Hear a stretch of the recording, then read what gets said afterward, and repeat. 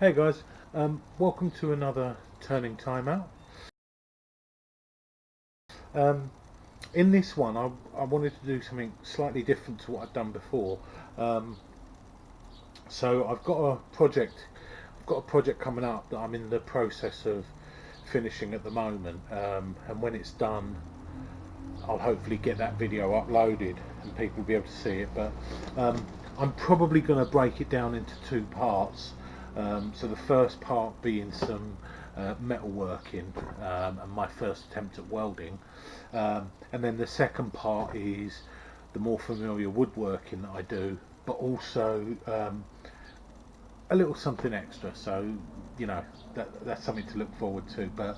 Um, but I just wanted to go through a few of the tools that I've been using on that project, um, and just give people a heads up, because they're not super expensive tools, but I really recommend them well, because they've served the purpose that I need anyway. So the first is this little um, Erbauer, Energer angle grinder. It's a 115mm angle grinder. It's 850 watts, and it's from Screwfix. So I'm not sponsored, or I'm not getting paid for any of this. So this is my honest opinion of it. But I really like it because one, it's quite a nice size. I've already got an angle grinder, but I've got a 9-inch one, so it's quite a big, hefty piece, and it's okay for cutting up paving slabs and stuff like that. But when you're doing a little bit of woodworking, um, or cutting up some square stock, some metal pipes or whatever, you want to be able to use something that's small and light. And this is quite good. It's quite a light piece of kit. It's got obviously, like most of them, it's got the handle on the side. You can just simply unscrew it, and if you're I was going to say cack-handed, if you're left-handed, um, you can put it on the other side and use it the opposite way round. So um, nothing revolutionary there. I think that's pretty standard for most of these kind of tools. But one of the things I like about it, I don't know if the camera can pick it up, but on the switch there's like a little set of arrows, and you can't accidentally switch it on, because what you have to do is you have to slide those over before you can slide it forward. So you can switch it off just straightforward by just pulling it backwards, and that's fine. So there we go. We slide that across and then forward, and it locks into place. But if you try and just push it forward, it's almost like I don't know, I guess like a child lock type thing. But I've done it before, where I've had power tools that I've picked up and accidentally hit the switch and turned it on as I picked it up. Luckily, I've never hurt myself, but I quite like that as a little feature. So there's that, and this was £24, I think. So it's not super expensive, and I think so far it's working for me. I think it's good value for money. Now what I've been using it with, and you can see here, these are, for those that don't know, these are called flap discs, and what it is, it's just a series of sandpaper flaps that are layered on, overlapping into a disc to form a disc, and you can get different grits. So the one that's on there at the moment is a 40 grit, but that's like a 60 grit, and then you've got that one that's an 80 grit, and you can see they're just discs that go on, but you can see how the sandpaper's sort of layered on, and these are unbelievable. I looked at I think they're called, I'm going to say saber tooth, but I could be wrong with that, but the burr discs that go on for power carving, and obviously they're reusable and they're going to last you a long time, but they're like £100 or so each, and I thought, do I really want to do that much, because I don't know how much I'm going to be using it. Well, I'm finding that these things are absolutely eating through the wood that I'm using, and they're really good for, or I'm finding it really good for carving out what I need, and they're obviously a fraction of the price. I think at Screwfix, I think these were like 3.5, 4 quid, something like that a piece. So, so yeah, I'm really pleased with them. Um, so that's those. Then, so I bought this fold-up knife. So the brand of it is Rolson. I bought it from Amazon. Um, I forget the price, but I'll put a link below for it. Um, I liked it because I like the design of it. I like the wood inlays at the top and the bottom, and that's on both sides. And then also on that side, it's got a belt clip, so you can clip it onto your belt.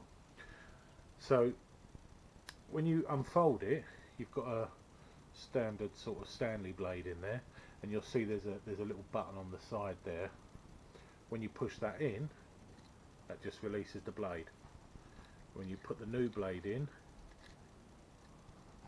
like so, that locks in, and now it won't come out.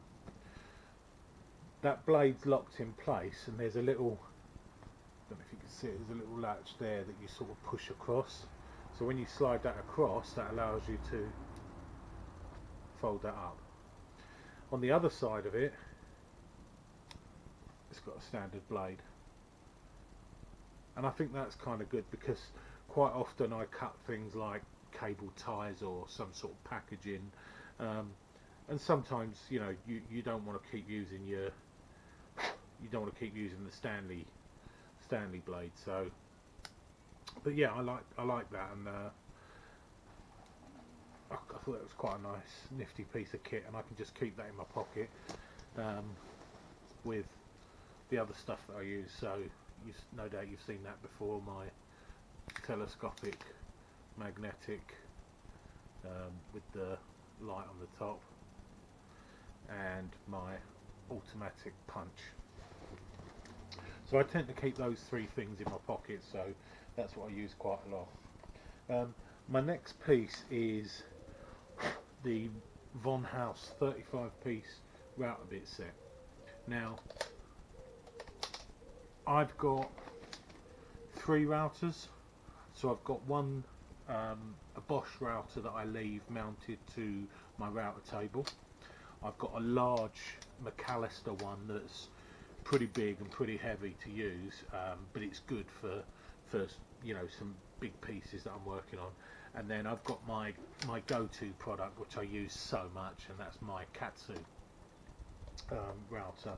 And I've got the oval plate with with the handles and all the rest of it. But as a router bit set, I really like this kit. So you can see there's a huge amount of range in there, and what I like about it is that you've got where you've got your different bits. So like your straight edge bits, you've got straight edge bits. You've got 1, 2, 3, 4, 5. There's like 6 bits in there, which are all straight edge bits. So what I tend to do is I leave a spanner in my router bit set, because I always know that if I'm going to use the router, I'm going to have to use a router bit.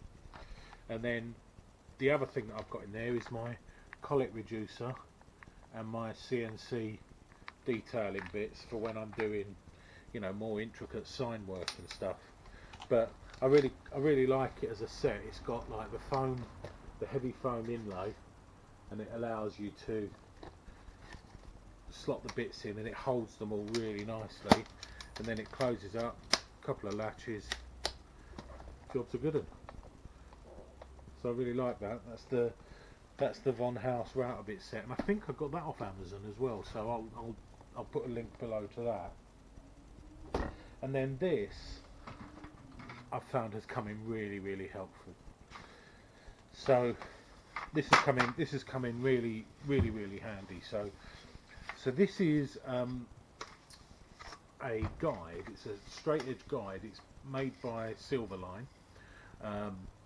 It's a locking arm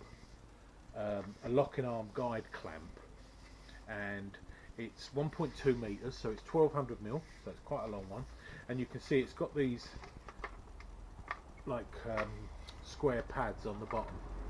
And what you do is this one here has got a lever on the back of it, and when you pull that lever in, it allows you to slide the stop block up and down depending on where you want to put it in terms of how wide your material is. So what you do is when you're clamping it against something for a straight edge, you adjust this so that it's just touching the other side, and then when you pull this handle down, it just pushes this one forward enough that you can really clamp on tight to the workpiece, and then you've got a nice straight edge to run your route against your circular saw, whatever it might be. But I've found this really useful, and the other thing I use it for as well is I've got the Evolution table saw. The very first time I saw it, Joe Whitaker over at Average Joe's Joinery, he did a review on it, and based on his review I actually went out and bought one. And I love it. It's a really good piece of kit. The only problem with it is, and you'll see this in every review that comes up, the fence on it is a bit flaky. So what happens is it runs on a guide, and you can pull the handle down to lock it in place, and that's fine. But the problem is it doesn't lock at the other end, so it only locks at one end, which means that when you get to the blade end, one, it's only a short fence, but two, there's a little bit of flex in it.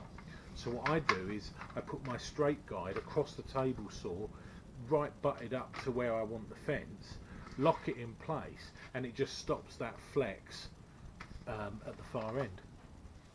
So yeah, so this is a really good piece of kit, and I'm going to say Amazon again, I think, for this, but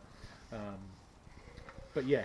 So, but I'll leave links below to all of those products, and feel free to check them out.